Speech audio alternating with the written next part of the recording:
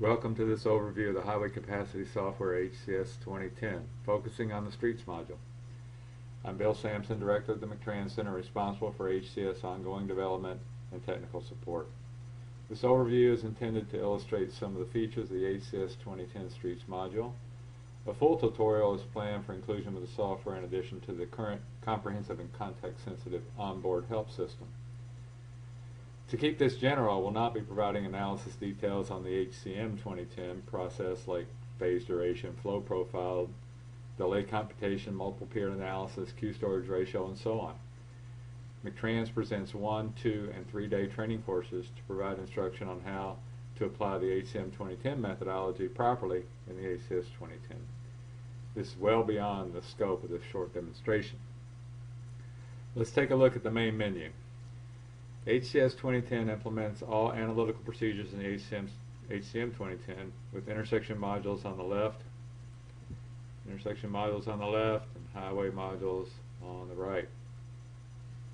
We're going to focus on the streets module, where signals analysis is a one intersection subset of streets, and interchange analysis is usually a two intersection subset of streets. Multimodal analyses for pedestrians, bicycle, and transit riders level of service are included for both the signals and streets modules. Streets is accessed by clicking on it from the main menu. It brings up the streets module itself. Clicking on File New produces Quick Streets, which allows you to establish default values for all intersections and time periods for your data set. You can even save subsets of other streets files as templates to use to save time encoding similar intersections. I'm going to cancel this to instead choose File Open to generate a dialog for selecting existing streets files for this demonstration. You'll notice that you have the ability to open an old signals file with a .xhs extension or a data file from turning them account data collection as an XHD file extension. We're going to open a sample file from the Highway Capacity Manual, the first example file there.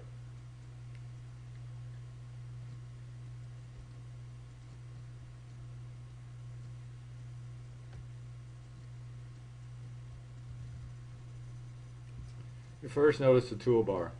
Lots of options. If you've used signalized intersections before in HCS, you'll note a few familiar things and some very different things. Let's just walk through some of the toolbar items so that you understand what is there and available to you with one click. You can hover over these items, these buttons, and you get a tooltip that says what each is. As you go through them, you can see them. Let's talk about them. We've seen File New and we've seen File Open. By the way, File Open does present you with a recent file list. If we were to do that again, you can see the recent file list. If you do File Open from here, you see the recent files that you can choose from. File Save just saves the file. You can do File Save As. You can print from the toolbar. This will print to the default printer. We'll go through most of these as we go through the demonstration. I'm just going to show you what they are now. Quick animation for generating and running a CORSIM simulation in animation form. Quick optimization for optimizing the signal timing using Transit 7F. Full optimization for optimizing signal timings, cycle splits, and, offsets, and so on using the HCM 2010 methodology under a genetic algorithm selection.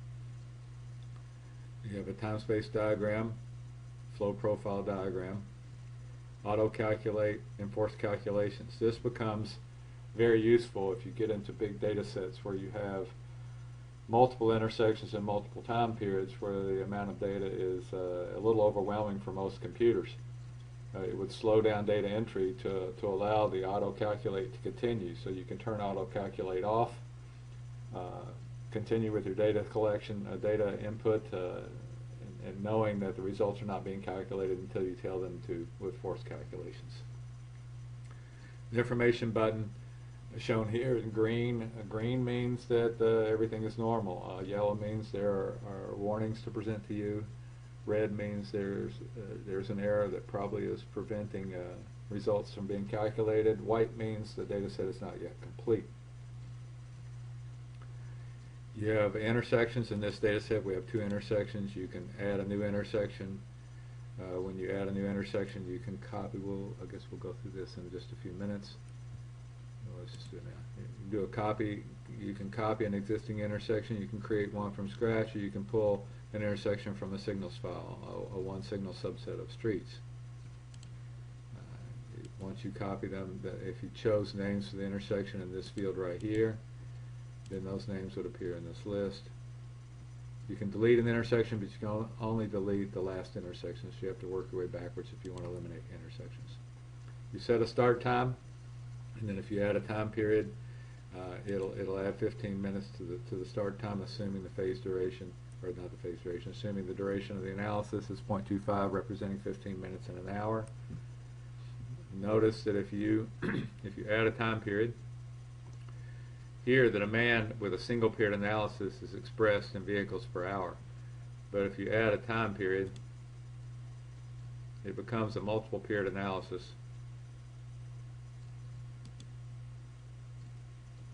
And this label becomes vehicles per period.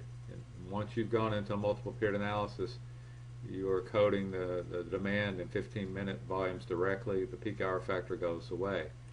But if you have a single period analysis, it's vehicles per hour, and the peak hour factor is in play. You can also see that we have one segment between the signals.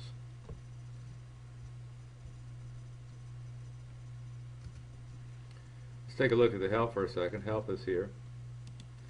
If I bring up the help menu, I have several items I can pick from. To get help on the analysis, the first thing you would typically do is just click on Contents, and you can see that help is organized in this fashion, very similar to Windows compliant operations. The first thing you see is the license agreement for the software, acknowledgement for the software development, trademarks, things like that.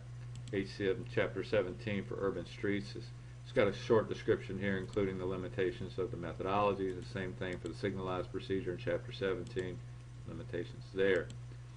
Getting started, lots of these things are probably self-explanatory. You can run a command line operation. Most people won't do that, but for running batch files, it is possible.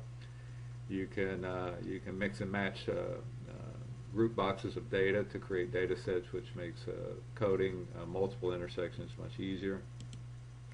General controls, again, most of these are fairly obvious and consistent with the way Windows does things. You can look at multiple analyses in one screen and tile them vertically or horizontally. Reports, again, you can put the report to the right or to the bottom. We've added the ability to dock the reports to the right, especially to accommodate dual screen monitors or widescreen monitors, so you can see the analysis and the report at the same time more easily. These icons we're going over now. You have shortcut keys for most things. Some people like to do without the mouse as much as possible, and we've established shortcut keys for most of these toolbar operations. To get going in the operational data, you'll see that each of the areas of the screen that we're going to be going over there's a narrative providing information on how to code each of those things. And there's also F1 help. I call it F1 help, context sensitive help, that's available when you're on the screen, and in that field you get this same box that you do when you click on a highlighted or linked descriptor here. For traffic, you can see that it walks you through each one of these fields and a narrative that describes the input process, phasing demand, detailed data. We're going to go through each of these. I'm just showing you this available to you here in the help system. Back to the help menu. Beyond looking through the help itself, there is a user's guide. If you click on this, you essentially get a PDF version of the help that's built into the software. It might be helpful to print, have it available to you as you're working along, as opposed to going back and forth through the help, but that's there as well. HCS 2010 updates. If you click here, it'll go to the HCS page on the McTrans website and check your version compared with the latest version and prompt you if you need to update. Training courses. We offer, as I said, full training courses on the highway capacity manual procedures as implemented in the HCS. With the HCS I pulled in, these can be 1 day on intersections, 2 day on everything, 3 day including hands-on operations. So this would take you to the training page to see what we have scheduled. The Highway Capacity and Quality of Service Committee has a web page. They're the keeper of the Highway Capacity Manual, and so that will take you there. Support. You can click here to go to frequently asked questions. There are quite a few, especially defining what's different about the HCS 2010 from previous versions. At the bottom of that screen, actually, we include something called known issues, where if there's an issue that has come up since our last patch, we typically will provide some sort of workaround to that issue, or we'll offer to send you an executable that's not yet been formally released to keep you going if that's necessary to overcome a particular issue. HCS 2010 tells you what's new about HCS and gives you some information about the ongoing development. McTrans on the web is just the McTrans website. You can read about different things going on, different products that we have, and order products there. Email McTrans is very helpful. If you email McTrans, it'll generate an email dialogue. It'll put your registration number within there. You can just type a question or anything you want to us. You can attach a data file, which I highly recommend. That usually helps very much. Most of these come to me, and we'll turn those around very quickly. The About screen does give you the version number that you're using. It gives you your registration number that your particular installation used. Both of those we'll want to know anytime we're doing technical support. Let's take a look at some of the fields. We'll come back to the toolbar buttons and the things that I've just glossed over in the help. In the general area, you'll see that this is just identify your analysis. Tabbing will take you to the next field in a logical order. This is a little different than the one before, however. Notice that if I'm in this field here, that the column and the row are highlighted in color, and you can navigate horizontally or vertically like you would in a spreadsheet. Whereas before you were stuck with the tab order that we had defined. So that's, we think, a fairly good improvement there. The first thing you're going to want to do typically is define the lanes. So if you bring up quick lanes, you can see that if you've used this before, it presents the same graphic interface that you've had in previous versions of HCS. You can add a lane by clicking on the button. You can take it away by clicking on the lane within the intersection itself, just to define the lane configuration as it is on the street graphically. For entering demand, typically you would enter the demand and hit the tab key. As you hit the tab key, it just takes you over one field at a time. So code a demand number, hit the tab key, demand tab, and walk your way through that. You can change all fields at once by holding down the control key and hitting the down arrow. You can, if all the lanes are 11.5 feet or something like that, you can, and the up arrow will bring it back, so that saves you a little bit of time there. Most of the rest of the fields on the left side of the screen are fairly familiar if you've used this before, and self-explanatory if you haven't. Again, a training course would explain how each of these fields is used in the computations, and so the more you know about that, the better your analysis is going to be. You can change things like how long a bus is typically stopped. You can change the passenger car equivalent for heavy vehicles. You can change how long a parking maneuver typically takes, all of which affect the adjusted saturation flow, and the more you do that, the better your analysis is going to be as a cumulative set of results. So each of these fields, again, is very simple. I'll point out a couple things here. Peak hour factor. You notice that the peak hour factor is 1 for the entire intersection. It's no longer available for entry by lane by movement. So it's 1 for the intersection. In fact, the Highway Capacity Manual now says that the peak hour factor should only be used in planning applications, that for an operations analysis you should be doing a multiple paired analysis coding 15-minute volumes directly, which eliminates the need for the peak hour factor.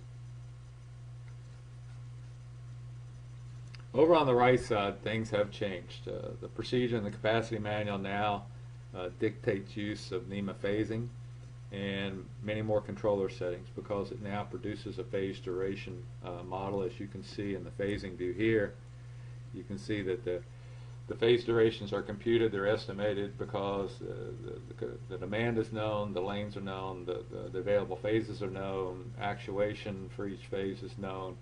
So coming up with the average green time for the analysis period is something that a model can produce, and this one does. And you'll notice those values are different than the splits that are found below because of the demand levels over here. Let me show you how this works in the NEMA phasing situation. First, we have coordinated actuated here. That's determined because we've not checked the uncoordinated intersection box. I'll come back to that in just a second. Identifying the phases available, the NEMA phases available here, is just by toggling things on and off. For the left turn, you can take away the left turn phase, or you can add the left turn phase. If you have a protected right turn, or if you have an exclusive right turn lane, you can actually add a right turn overlap in conjunction with a left turn phase, and you just toggle through the stages with these buttons. For the through movements, you notice north and south has a left arrow and east and west does not. That means that this is protected only, and there are no permitted lefts allowed during the through phase. Whereas in the north and south, you have protected left turn phases and then permitted after the protected is over. That's reflected down here in the phasing view. You see the dashed left turn arrows here showing permitted lefts, and for east and west they're not there because there's no permitted lefts allowed. Below this you see, well, let's go back to uncoordinated intersections. The blue here shows that you've defined the phase 2 direction as eastbound, so we know that east and west is the coordinated direction on our arterial. So it shows that the east-west, that phases 2 and 6 are actually the non-coordinated phases. When you have it set up as a coordinated operation, the cycle length is available to you, offset is available to you, and this is going to be honored during the phase duration process. When the actuated movement, the phase duration of the actuated movements are computed, if they are less than the maximum defined, then the extra time is going to go to the next phase, or to 2 and 6, depending on whether you define force mode as fixed or float. So in this case, you're seeing that it's coordinated actuated, and these things are available. And also notice that this first row down in the signal component area is phase split. Now let's see what happens when we make this an uncoordinated intersection. When we make it uncoordinated, the cycle length goes away. This becomes a maximum green instead of a phase split, and the phase duration is based on the fact that now 2 and 6 are also actuated. So it's a fully actuated operation now, and all the arrows are gray to represent actuated movements. Another thing that you can do is click on field measured phase times. If you do that, then whatever maximum green settings you have down here are going to be honored in phase duration. The phase duration model is going to be actually skipped. This is saying that you've measured the phase durations in the field, or probably more likely you've gone to your traffic management center and asked them to monitor the intersection while you were collecting data, and they came back and told you that the average phase times were these. If you know that, that's obviously better than the model, and you can code them directly and have them monitored. Side street split phasing is also supported in setting these modules up. You have minimum green, yellow, and all red times. You can set a left turn phase as lagging. You code the passage time. Recall modes can be off, min recall, max recall, ped recall. Dual entry simultaneous gap is there, as is Dallas phasing. So lots of options here. Some of it is quite new to folks that are used to using the old version of signals. Let's take a look at a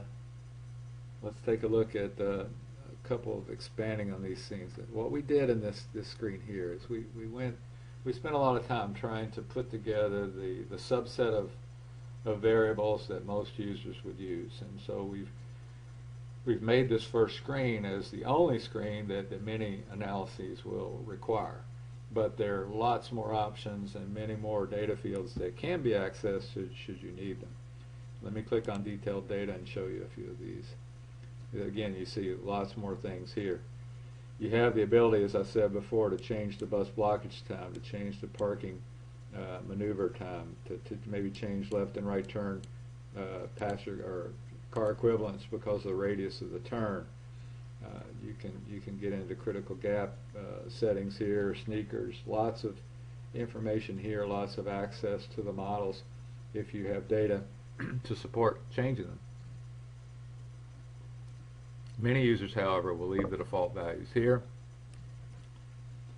Let's scroll down a little bit more. You see this set of data for access points. This is a major improvement to the model, modeling the effects of access points on travel speed and on platoon integrity between signals. So you can add access points, the lanes, and turning movement counts from those access points, locate the access point along the segment. So this segment happens to be 1,800 feet between signals. There are two access points at the 600 foot and 1,200 foot marks, and so you can define the data so that you can model the effects of access points on platoons and speed. We'll look at optimization in just a minute. You can see there are optimization settings here, and also those settings are repeated when you bring up the full optimization dashboard. This grayed out area is something that's coming very, very soon, is for interchanges. To do an interchange ramp terminal analysis, you have to define the interchange type. You have the ability to show turn radius. There's a segment length and interchange U-turn values that are coded as well. If I scroll down more, you see this section that defines the additional data required for multimodal input. So this gives you the ability to do a pedestrian and bicycle level of service analysis for a signalized intersection, and also a pedestrian, bicycle, and transit level of service analysis for urban streets. Much of the data that you put in for automobiles is used, but also you need additional data for the effects of these multimodal analyses. Notice this hide results button. We did that so that if you were not performing the other modes, that your results would not reflect just results from that get produced with essentially no data and only using the defaults. So we provided the ability to hide those results. Now you can collapse these screens back down. Let's take a look at the reports. If I look at the reports menu, I have several reports to choose from. The two at the top, the text reports for signals and streets, provide some intermediate results that are not shown in the formatted reports, or they're not formatted very well. If you need to dig into certain parameters, those are available to you here. But most of the time, you're going to be looking at what will default as a signals results report. The F11 key will turn the report on and off. That's useful for projection screens like this, where you don't have a widescreen monitor. If you had a widescreen monitor, you could have the report displayed as well as the full data entry screen, or if you had dual monitors, you can do the same thing. In this case, I want to be able to show you the full report, so I just toggle it on and off with the F11 key. In our report design, this upper level of the report in each of the signals report stays the same. It's meant to give you an overall snapshot of the signalized intersection, showing the lanes, the phasing, the phase duration results. You've got the movements and the demand for each of the movements. You've got cycle and split and offset information here. Then, for the results summary, we have these time results that come out of the procedure and the capacity manual, and then more familiar results here: adjusted saturation flow, capacity, volume to capacity ratio, queue storage, back of queue, maximum back of queue. This shows 50th percentile. You can choose to have that to be the 95th percentile or several other ones. You got uniform delay, incremental delay, full initial queue delay. They add up to be control delay for level of service for lane groups and for approaches and for the intersection as a whole. And down at the bottom, for signalized intersection, you have pedestrian and bicycle level service scores and level service values. This is the one-page result that most folks will use if that's what they want. You can choose the full report, which gives you the full 4-page report that includes the first page being input data. Again, the snapshot is at the top, and you see probably 90% of the input data shown in this one screen, including values for multimodal. You scroll down a little further, this is the results summary that went over just a few minutes ago. Then we present a third screen, again with the snapshot, that shows the intermediate results, adjustments to the saturation flow, effective green time, green to cycle ratio, and the factors that are put together for index scores for the multimodal portion of the analysis. The fourth page, this one is pretty much empty, but if we had warnings or errors, they would produce in the messages portion of this report, and the comments are from you. When an error or a warning exists, you can click on the information button, and it provides a place down here for you to type comments. There might be a warning up here that you fully expected, and you provide an explanation for. Or you might say, I overrode the bus stop 14.4 seconds because I know every bus has a bike rack on the front, and I overrode that with 30 seconds to have a better analysis. It gives you an opportunity to comment on your analysis that will show up in the results when you submit it to your client. Other reports, if you're doing multiple intersections along an urban street, then a segment report becomes important.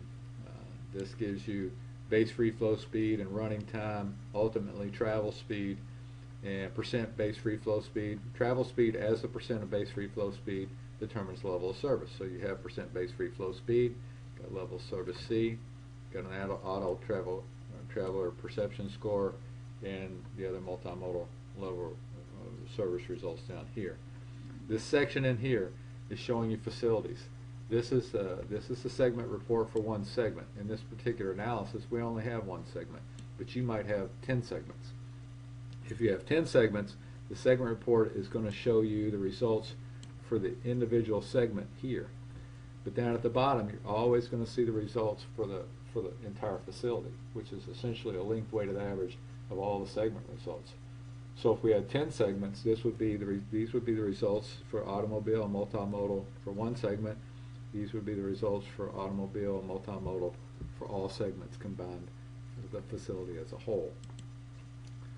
There's an access point report. If you've coded information about access points, the data are here, including proportion time block, which can be used in a two-way stop control analysis for adjusting conflicting flow for the effects of an upstream signal.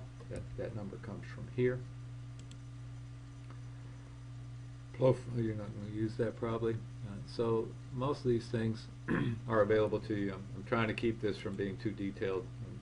It's hard for me to stay away from talking like this as a training course sometimes. Let me get rid of the reports and show you some more of these toolbar items. Again, we have a very simple two signalized intersection analysis. It's example problem 1 out of the highway capacity manual. But let me show you, even with that, some of the things that are available to you. Click on a time-space diagram. Again, with two intersections, you're not going to see very much. You can show multiple cycles, reverse direction, or both. And you notice this is very, very poor coordination as the beginning of the green runs into the beginning of the red, because the offsets are just defaulted to 0. You can optimize. I'll show you how to optimize in just a few minutes. But another thing you can do is you can push these things around.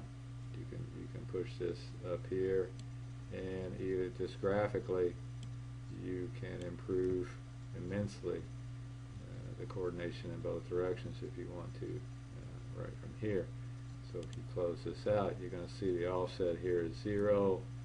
If I go to intersection 2, the offset is 53, so it's giving you essentially a 50-second offset. I didn't push those around exactly right. Let's change them back to 0 so we can keep our data set intact for at least a few more moments. The time space diagram is quite a useful tool. Flow profile, probably not most of us would use this too much, but it does give you an indication of the proportion of vehicles arriving on the green. And again, I switched this back to zero offset, so this is not going to be as advantageous as you would like. We're going to see optimization in a minute. I'm going to show you what this screen looks like after we've optimized, and it'll show you the progression of the increase of the percentage increase in percent free flow speed as a graphic here.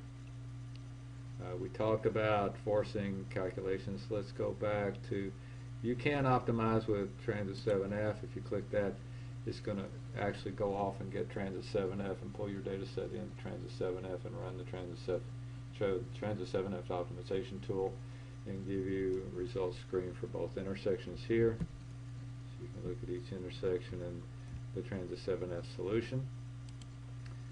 You can also run full optimization using the highway capacity manual procedures. As I mentioned earlier, it pulls up a dashboard for you to change the kinds of things you might want to optimize. This is defaulting to percent base free flow speed, which determines level of service from the capacity manual perspective. But you might want to look at overall delay, arterial stops, arterial delay. You might have other objective functions that you want to optimize against. You can optimize cycle length. We've kept the cycle length at 100 seconds here so that the optimization process will go more quickly. But you might want to optimize cycle length, splits, offsets. You can even optimize phasing sequence, including or not including Dallas phasing. And you've got some settings here for forward direction, weighting, and some settings for the genetic algorithm process itself. Just to keep this simple, we're gonna run. Let's just make this 10 generations so that it doesn't take any time at all. If you were doing this for real, you'd want to let those generations go up to 100 or more. You want it to converge on the right answer. You don't want it to stop because it reaches the maximum number of generations. But in the interest of time, we're just going to run 10 generations. We'll keep the cycle length at 100 and just see what this looks like. It brings up a dynamic results screen, and you see that the original percent free flow speed was about 55%. And as it goes through the 10 generations, which ought to take about 15 or 20 seconds, it's going to improve that. Looks like over 20% right now. So instead of 55%, we're somewhere around 70%. So what that means is if you save this, go back to the segment report, you can see that the percent base free flow speed now is 65 and 75%. Level service C and B, and before both of these were somewhere around 55%. And if we had let it run longer, it would have gotten even better. The other thing that you can see here from the flow diagram is you can see the progression. Each iteration, each generation in the genetic algorithm process is improving things. So we were still on an upward trend. It probably would have gotten somewhat better had we let it continue further. The last button I want to show you is quick animation. If you click on this button, it converts the HCS file to a CORSIM file, runs CORSIM, and generates an animation file at the end without you having to know much about CORSIM. You can add vehicles, you can add traffic signals, you can zoom in, and typically you'll want to slow it down a little bit, and then you can play it, and you can see the vehicles progressing. These are your data, these are your signal timings, this is the distance between the intersections that you prescribed, and all of this is being animated from the data that you had. The next thing I want to show you is visual mode. Up until now, everything has been done in the classic scrollable screens. Even though lots of things are different, the look and feel of the interface of HCS is pretty much the same, but we have an option for you here. If you click on visual mode, you can see our two intersections are here and here, and as I hover over them, you get a quick snapshot of the delays for the approaches and the intersections. You can see that there are lots of things you can do here. This map, you can show, you notice there's a grid in the background. If I click on the grid, it comes and it goes. You can show the background image or get rid of it. You can set up different parameters for scaling and colors and lots of things here that gives you lots of options here. You can add intersections, you can add access points, you can curve this line. Let me show you that very quickly. If you needed for it to match the roadway, you happen to go this way, it would do that, and it would also rescale the distance here. Or you can bring it back to the way it was. You can see it down this way. Got lots of flexibility here. I'll leave it like that. Probably change it just a little bit. So you've got this map going on here, and you can pretty much pull in a bitmap image from Google Earth and scale it and put your intersections right here, so you don't have to worry about the distances, and you can have them oriented correctly along the map. An easy way to do it. Another option here is if I double click on an intersection, it brings up an optional way of coding your data. You remember in the classic mode you had the scrollable screens, you had where you can bounce from different screens, you could expand for detailed data and multimodal data. In this one, everything is contained in this screen, and you get the different sections of the data entry by tabbing. So you can go to the lanes, you can go to phasing, you can go to signal timing, the signal information, intersection information, general information. This is down in the detailed data now, so there's your pedestrian and bicycle interchanges, optimization, all these things you can do here. So it's a matter of preference. It's exactly the same sets of data, which is more comfortable to use. Scrolling or tabbing, it's an optional choice for you. If you double click on the segment, you get an intersection segment, you get the segment information as well. Back to classic mode to summarize. In summary, the demonstration was intended to provide you with some details on the operations capability of the streets module within HCS 2010. I hope it served that purpose. It's not intended to be training. Training involves much information about the highway capacity manual procedures that we believe is imperative to do analyses correctly. So we do have training courses. You can check our site or give us a call. For any questions or technical support, you can contact me directly. My email address is bsampson@ufl.edu. The phone number is 1-800-226-1013. I'm at extension 1. I'm happy to help you in any way. General questions with HCS or detailed technical support, sending me data files. We do this all the time. We pride ourselves on turning these things around quickly. So please contact me if there's any way you think I can help any way in the future. And thank you for listening to this demonstration.